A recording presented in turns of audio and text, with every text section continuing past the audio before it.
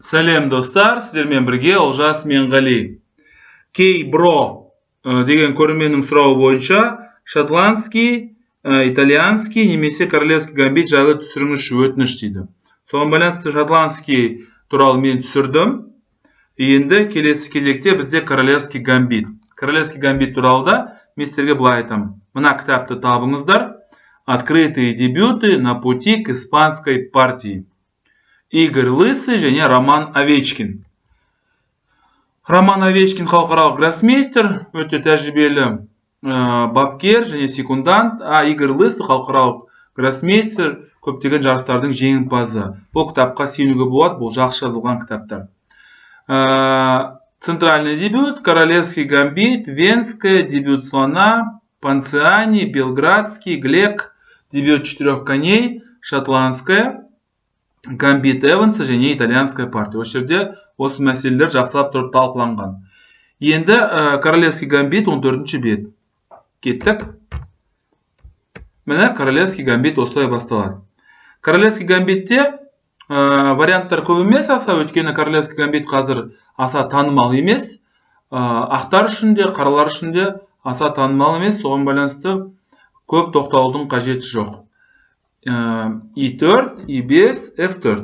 Бұл жүрістің өздерінің артықшылықтары бар және кемшіліктері бар. Бірінші кемшілігі ол әрине сіз патшаның қасындағы торлардың басын бөлігін босатасыздар. Және бұл торларға болашақта мұқият тұрып қарау керек.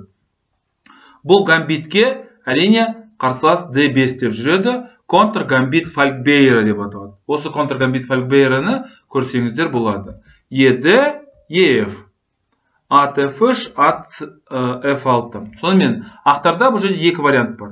Бірінші вариант піл B5 шах, екінші вариант піл C4 шах. Піл C4 екі мүмкіндік бар, және осы екі мүмкіндікті бір-бірлеп қарастырайық. Піл B5 шах, C6, DC. Бұл жерде екі мүмкіндік бар, әрине. Бірінші жай сарбазбен жеу, екінші мүмкіндік ол атпен жеу. Әрине, бұл жерде атпен жеуге тырысыңыздар. Ат C6, D4. Негізгі орталыққа қойды, және F4-тегі сарбаздың қал жағдайын білгісі келіп тұр. Піл D6, әрине біз оны бермейміз. Және беретін ойымыз жоқ еді оның. Вәзір E2 шах, піл E6. Піл E6.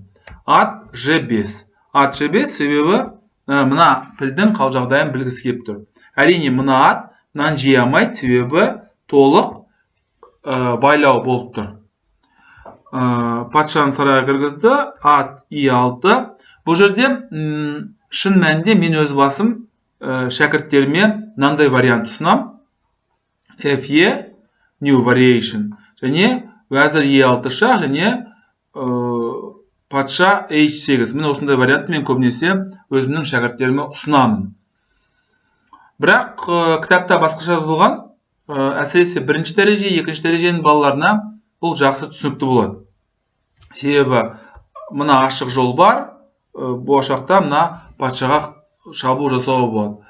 Ал бірақ кітапта Лысый мен Овечкиннің кітабында вәзір B6 қарастырылады.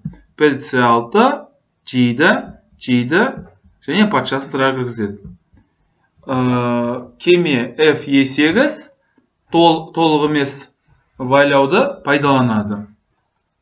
Вәзір F3 жедік, және E6. Біз қазір басты мақсатымыз қарсыластың аумағына кіру. Ат C3, G5. Міне осымен вариант аяқталады. Қаралар мына жақтан шабуыл жасайды, ал ақтар өзінің басымдығын мына орталықта жүзеге асыруға тырысады. Екінші вариант ол мынандай. E4, E5, F4. Қайтадан гамбит басталады D5. Контр гамбит Фалкбейер. Жедік. Ат F3, ат F6. Піл C4. Әрине, мынандай негізгі орталықта тұрған, мен сіздерге айтам, бұл өте қымбат, өте бағалы сарбаздардың қатарына кіреді. Сол себепті бұны әрине көзін жоюға тырысу керек. Ат D5, патшаны сырға кіргіздік, піл E6. Бұл ең басты мақсаты, бұл піл E6, рентген іс-әрекетін. Рентген және ашық шабуыл тәсілін пайдалану. мына жерге кіріп, атпен бұлай кіріп, мына C4-тегі ненің пілдің қал жағдайын білу. Піл B3.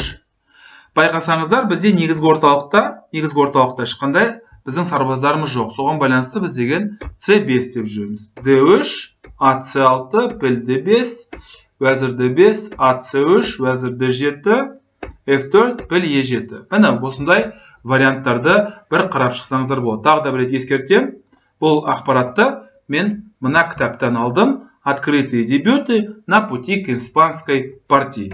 Мүмкіндіктеріңіз бар болса, осы кітапты жүктеп алыңыздар, ол тегін, ешқандай қиындығы жоқ. Міне королевский гамбит туралы осындай ақпарат. 10 минуттың ішінде бүкіл мәселені қарастыруға мүмкіндік жоқ. Каналдағы видео ұнайтын болса лайк басыңыздар, каналға жазылыңыздар, сұрақтарыңыз болса қойыңыздар. Шама шарқыма сәйкес жауап беруге тырысамын. Жақсылықта кездесейік. Сау саламат болыңыздар.